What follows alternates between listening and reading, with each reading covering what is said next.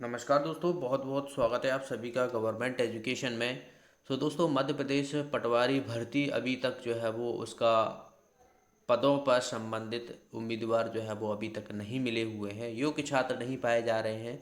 आप समझ सकते हो कि तीसरी काउंसलिंग में भी सिर्फ 11 से लोगों को बुलाए गए और उसमें भी जो है वो कई जगह योग्य छात्र नहीं पाए गए हैं। पटवारी के पदों के लिए नहीं मिल रहे योग्य उम्मीदवार।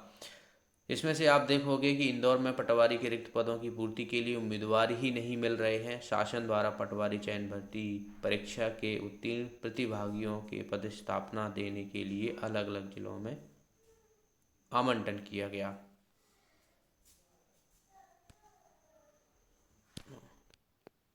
उसके बावजूद 58 पदों के लिए उम्मीदवार तो पहुंचे, लेकिन पात्र सिर्फ एक ही निकला।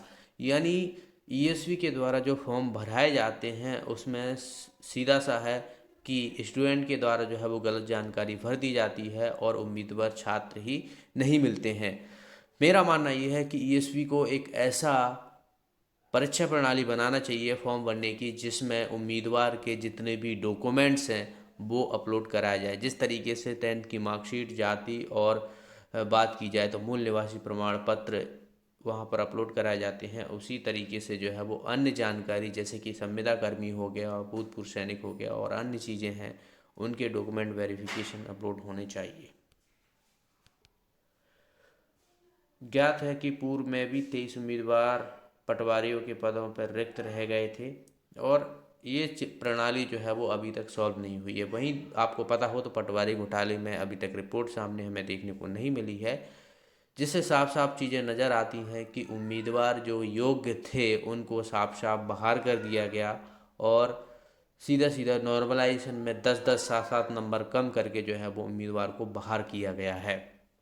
वहीं दूसरी तरफ देखा जाए तो ईएसवी के द्वारा जो आउटसोर्सेस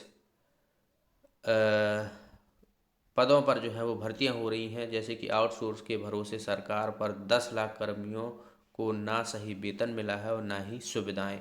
यानी 10 लाख जो है वो आउटसोर्सेस से भर्ती जो है वो हुई हैं।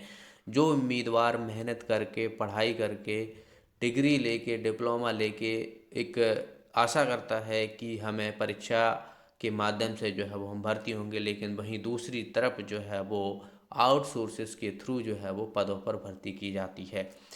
और आउटसोर्स पर जो भर्ती की जाती है तो जाहिर सी बात है वहाँ पर आप सभी को पता होगा कि किस तरीके से तालमेल बैठा के अपने लोगों को ही वहाँ पर बैठा दिया जाता है। यहाँ पर आप देख सकते हो कि जैसे कि विद्युत मंडल जो है उसमें लगभग 60,000 जो है वो कर्मचारी देखने को मिलते हैं आउटसोर्सेस। स्वास्थ्य विभाग यानी मेडिकल कॉलेज भी जो है वो यहाँ पर जो आप देखोगे 1.5 लाख के करीबन जो है वो देखने को मिलते हैं। पंचायत में संकालिक जो है वो 90,000 हो गए। 16 नगर निगम में बात की जाए तो 22,000 पद, यानी जो नगर निगम की पोस्ट हैं जो ग्रुप 4 के माध्यम से ज़्यादातर जो है वो भरी जाती हैं और ग्रुप 2 सब ग्रुप 4 के माध्यम से जो भरी जाती हैं, उसमें देखा जाए तो 22,000 जो है वो कर्मचारी ऐसे हैं जो आउटसोर्सेस से भरे गए हैं। नगर पालिकाओं की बात की जाए तो 300 से 350 जो कि आउटसोर्सेज इंजीनियर सहित हैं यहाँ पर देखने को मिलते हैं।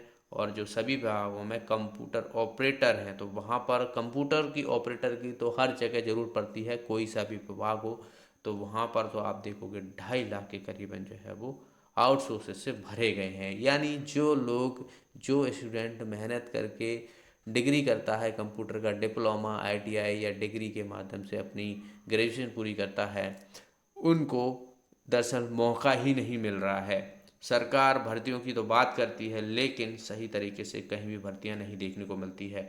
वहीं दूसरी तरफ देखा जाए तो ईएसपी ने इस साल सिर्फ 2 भर्तियां कराई हैं, उसमें से ही बाकी की जो भर्तियां हैं उनका अभी तक पता ही नहीं है कि कब होनी है। कैलेंडर एक्सपायर हो गया है, ईएसपी इस साल एक भी भर्ती पूरी नहीं हुई है। यानी जो भर्तियां अभी 2 एग्ज़ाम जो हुए हैं उनकी भी भर्ती प्रक्रिया पूरी नहीं हुई है। और ईएसवी के द्वारा सिर्फ वही एग्ज़ाम समय पर हुए हैं जो एंट्रेंस एग्ज़ाम है। जाहिर सी बात है एंट्रेंस एग्ज़ाम है उन्हीं को जो है वो समय पर कराया जाता है, लेकिन भर्ती प्रक्रिया जहाँ पर युवाओं का भविष्य जुड़ा होता है, आने वाली ज़िंदगी जो है वो उस पर निर्भर करती है, उस भर्तियों का कहीं भी कोई भी ठिकाना नहीं देखने को मिलता है। आपने कुछ दिन पहले ही न्यूज़ में देखा था कि जो टेंडर जारी करता है ईएसबी, उसमें ऐसी कंपनियों को हायर किया जाता है जो मिले जुल हों, यानी जो घोटाले में शामिल होती हैं। साफ साफ है, जैसे कि सभी को पता है पटवारी भर्तियों में क्या हुआ है, आने वाली भर्तियों में जो है वो क्या हो सकता है, इसका जो है वो सभी ईएसपी एक तरीके से ट्रांसपेरेंसी नहीं देखने को मिलती है। यानी टेंडर जारी करती है, उसको खुद ही रिजेक्ट कर देती है, यानी वो अपने मन मुताबिक कंपनियों को टेंडर देना चाहती है। अगर कोई दूसरी कंपनी टेंडर खरीदती है उसको, तो वो टेंडर ही कैंसिल कर दिया जाता है। तो ये भर्तियाँ आप देखोगे, शिक्षक भर्ती हो गई, ग्रुप 4 की भर्तियाँ हो गई, ग्रुप 1 सब ग्रुप 3 की भर्तियाँ हो गई जिसमें मेडिकल सोशल वर्कर आते हैं। वहीं बात की जाए तो महिला बाल विकास हो गया, और ग्रुप 2 सब ग्रुप 3 हो गया, ग्रुप 2 सब ग्रुप 4 हो गया, एएसआई प्रधान आरक्षक हो गया, और वन रक्षक क्षेत्र तक, और जेल पैरी। इन भर्तियों का अभी तक कहीं भी कोई भी नाम निशान देखने को नहीं मिल रहा है, और ना ही अभी तक कैलेंडर अपडेट देखने को मिला है।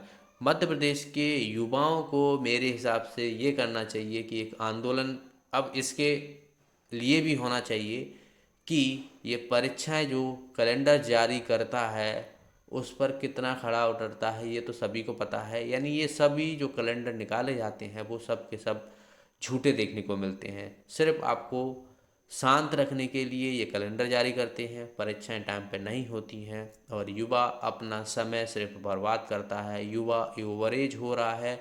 एसआई की भर्तियां कई सालों से, यानी 2017 के बाद से अभी तक नहीं देखने को मिलती हैं। करीबन जो है वो 7 साल हो गए, लेकिन अभी तक जो है एसआई की भर्तियां नहीं देखने को मिली हैं, एएसआई की भर्तियां नहीं देखने को मिली हैं। और कंपनी अपनी मनचाही ईएसबी अपनी मनचाही कंपनियों को टेंडर दे देती है। तो युवाओं को मेरे हिसाब से ये करना चाहिए कि टेंडर टीसीएस कंपनी को दिया जाए। जब ईएसबी 500-500 रुपये फीस ले रही है, तो जाहिर सी बात है टीसीएस जैसी कंपनियों पर, जो कि एसएससी हो गया, रेलवे हो गया, यह कंपनियां जो है टीसीएस के थ्रू जो है इसका एग्ज़ाम होता है, रेलवे एसएससी। जबकि आपको पता हो तो रेलवे हो गया और एसएससी हो गया, ये सभी के सभी जो फॉर्म है वो 100 रुपये, मात्र 100 रुपये में जो है वो फॉर्म भराए जाते हैं। जबकि ईएसबी 500-500 रुपये, 250-250, 300-300 रुपये लेकर भी जो है वो ब्लैक लिस्टेड कंपनियों को जो है वो टेंडर दे देती है, और वहाँ पर साफ चीज़ें नज़र आती हैं कि वहाँ पर घोटाला होता है। आप ईएसबी के एग्ज़ाम देने भी गए होंगे, वहाँ पर क्या व्यवस्था होती है, कहीं भी कोई भी ट्रांसपेरेंसी नहीं देखने को मिलती है। कहीं भी कोई भी मोबाइल चला रहा रहता है, जो इन्विजिलेटर रहता है, बिना चेकिंग के कहीं भी ऐसे ही चेकिंग किया जाता है। ये सब चीज़ें जो है वो ब्लैक लिस्टेड कंपनियाँ देखने को मिलती हैं, और सीधा जो है वो सीट बिकी जाती हैं। 10-10 लाख में कांस्टेबल की, 15 लाख में पटवारी की, और एसआई की भी जो है वो जब भर्तियाँ निकलेंगी तो उसकी भी रेट पता पड़ जाएगी। तो ये हाल है मध्य प्रदेश में सरकारी भर्तियों का।